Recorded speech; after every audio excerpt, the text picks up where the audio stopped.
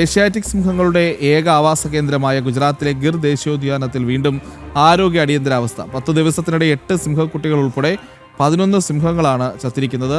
ബബേസിയ രോഗബാധയാണ് മരണകാരണമെന്നാണ് പ്രാഥമിക നിഗമനം. എന്നാൽ 2018 കനേൻ ഡിസ്റ്റംബോ വൈറസ് ബാധയാണോ ഇതെന്ന് വനം വകുപ്പ് സംശയം പ്രകടിപ്പിക്കുന്നുണ്ട്. വിവരങ്ങളുമായി എസ് നന്ദഗോപൻ ചേരുന്നു. നന്ദഗോപൻ, ആശങ്കയുണർത്തുന്ന ഒരു വിഷയമാണ്. എന്തൊക്കെയാണ് ഇപ്പോൾ അധികൃതർ അറിയിക്കുന്ന വിവരങ്ങൾ? പ്രജിത്ത്, സിംഹങ്ങളുടെ ഏറ്റവും വലിയ ആവാസ കേന്ദ്രമാണ് ഗുജറാത്തിലെ ഗീർ വനമേഖല എന്നുള്ളത്.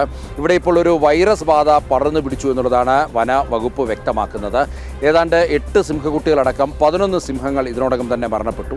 2018 സമാനമായ രീതിയിൽ വലിയൊരു വൈറസ് ബാധ ഒട്ടനവധി സിംഹങ്ങളുടെ മരണങ്ങൾക്ക് കാരണമായിട്ടുണ്ട്. അതിന് സമാനമായ രീതിയിൽ തന്നെയാണ് ഇപ്പോൾ വൈറസ് പടരുന്നത്.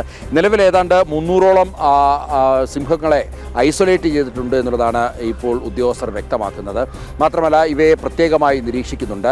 പ്രതിരോധ മരുന്നുകൾ, പ്രതിരോധ കുത്തിവയ്പ്പുകളടക്കം സിംഹങ്ങൾക്ക് നൽകി വരുന്നു എന്നുള്ളതാണ് വനം വകുപ്പ് വ്യക്തമാക്കുന്നത്. ഇതിൽ 2 സാധ്യതകളാണ് വനം വകുപ്പ് വ്യക്തമാക്കുന്നത്. ഒന്ന്, ബാബേസിയ എന്നുള്ള ഒരു വൈറസ് ബാധയും അതേപോലെ തന്നെ കനേൻ ഡിസ്റ്റംബർ എന്നുള്ള ഒരു വൈറസ് ബാധയും. ഇതിൽ ഏത് വൈറസ് ആണ് എന്നുള്ളത് സ്ഥിരീകരിക്കുവാൻ വേണ്ടിയുള്ള പരിശോധനകൾ നടത്തുകയാണ്. ഏതായാലും നിലവിലിപ്പോൾ അവിടെ ആരോഗ്യ അടിയന്തരാവസ്ഥ പ്രഖ്യാപിച്ചിരിക്കുകയാണ്. കനത്ത ജാഗ്രതയിലാണ് വനം വകുപ്പുള്ളത്.